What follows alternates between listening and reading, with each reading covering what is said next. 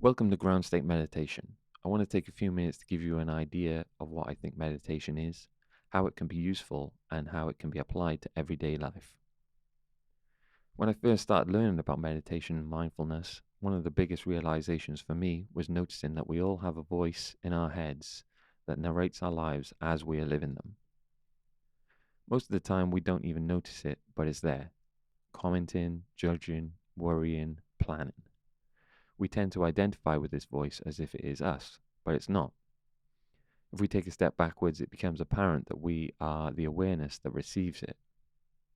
Thoughts can dictate our emotions, and the majority of our psychological suffering comes from being at the mercy of whatever thoughts pop into our heads.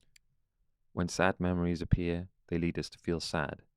When anxious thoughts arise, they lead us to feel anxious. Without realizing it, we're often pulled away from the present moment, either replaying the past or worrying about an unknown future. An everyday example of this is driving. Have you ever done a long drive, arrived somewhere, and realized you can barely remember the journey at all? Your body was driving, changing gears, changing lanes, but your attention was elsewhere. Without realizing it, you were lost in thought. This is how much of life can pass us by unnoticed. Meditation is about breaking that spell. It gives us a chance to pause, notice what's happening in our minds, and gently come back to the present moment. This creates a space between the observer and what is being observed. Space to respond rather than react, and to choose which thoughts are worth engaging with. When we realize this, we also see how easily our emotions can be triggered by things that we hear, read, or see. For example, if we wake up in the morning, reach for our phones, and clutter our consciousness with all of the bad news from around the world, if it makes us feel anxious or angry, there's a chance that we will carry those emotions around with us, and it will affect our mood and also what decisions we make. Do you think we're likely to make the best choices while looking through the filter of anxiety or anger? Some thoughts may say you're doing great. Others may say you're useless or everyone thinks you're a bit weird. When we automatically believe whatever thoughts appear, they can have a real impact on our well-being. You might even notice thoughts like that right now, maybe questioning what I'm saying or wondering if you're understanding it correctly. That's the voice we're going to be inspecting. When we make a habit of sitting quietly to pay closer attention, we notice something important. We're not actually choosing these thoughts. They just appear in consciousness, seemingly out of nowhere.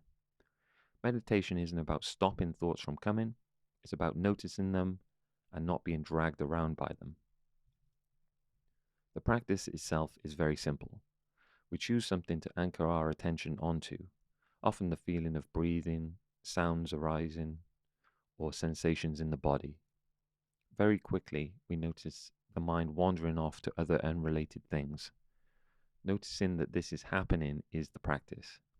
Each time we notice that we've become lost in thought, we gently bring our attention back to what we were doing and start again.